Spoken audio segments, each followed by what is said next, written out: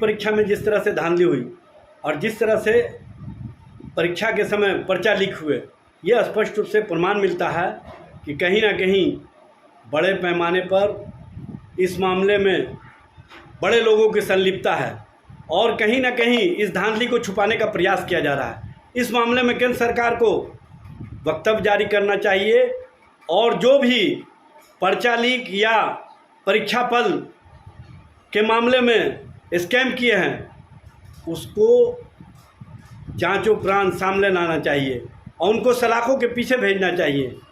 सबसे बड़ी विडंबना की स्थिति ये है कि देश के इतिहास में पहली घटना है कि नीट के परीक्षा में 67 विद्यार्थियों को एक साथ 720 अंक प्राप्त हुए। ये एक बड़ा स्कैम है, एक बड़ी धांधली है और इस श्री तेजस्वी जी ने स्पष्ट रूप से कहा था कि ये मौका है। नीतीश कुमार जी, आप बार बार चुनाव के समय दोहराते हैं कि बिहार को विशेष राज्य का दर्जा, विशेष पैकेज मिलना चाहिए। आज तो परिस्थितियां अनुकूल है, तो आप क्यों नहीं बिहार और बिहारियों के हित में, बिहार के लोगों के हित में, बिहार के विकास के हित में, बिहार को आगे बढ़ाने के हित में बिहार को विशेष राज्य का दर्जा या विशेष पैकेज की बात करते हैं। आप जिस तरह से आज कहे कि आज ही अभी आप शपथ ले लीजिए, ये स्पष्ट रूप से संकेत देता है कि आपको सत्ता में आने की बेचैनी है। सत्ता के लिए आप बेचैन हैं, आप बिहार और बिहारियों के हितों के लिए बेचैन नहीं हैं। और केंद्र के स्तर से जो जातीय जनगणना और 75% पिछड़े शोषितों वंचितों के लिए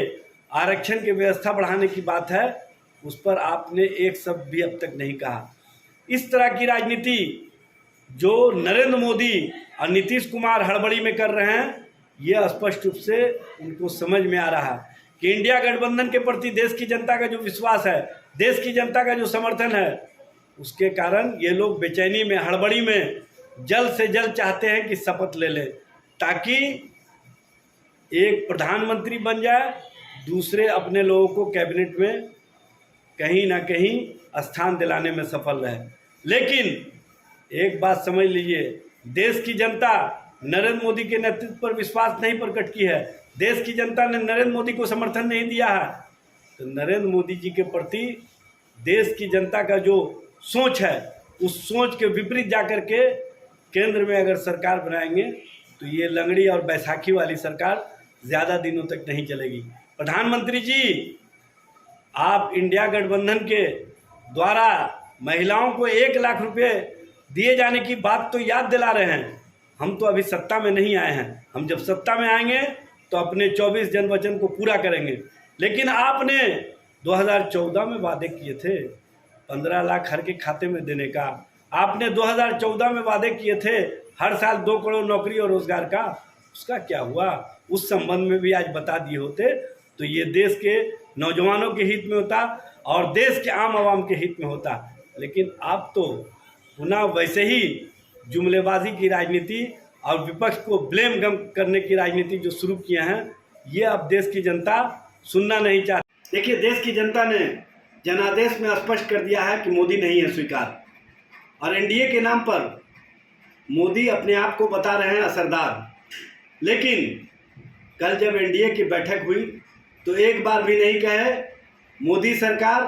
भारतीय जनता पार्टी की सरकार, 37 बार कहे एनडीए की सरकार। एनडीए के द्वारा अपने आप को स्थापित करने का जो भारतीय जनता पार्टी और नरेंद्र मोदी का प्रयास है, वो स्पष्ट करता है कि देश की जनता के द्वारा अस्वीकार कर दिए गए नरेंद्र मोदी स्वयं को स्वीकार्यता बनाए रखने के लिए एनडीए के नाम का इस्तेमाल कर रहे हैं। 10 वर्षों के अंदर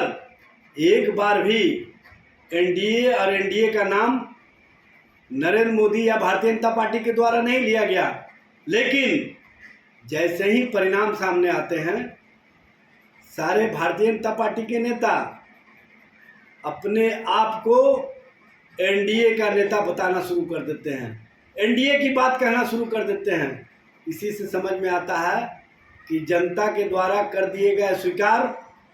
क्यों बने हुए हैं अपने आप को असरदार। दरअसल जनादेश का कहीं ना कहीं कर रहे हैं तिरस्कार और इस तरह की राजनीति देश और देश की जनता को नहीं है स्वीकार।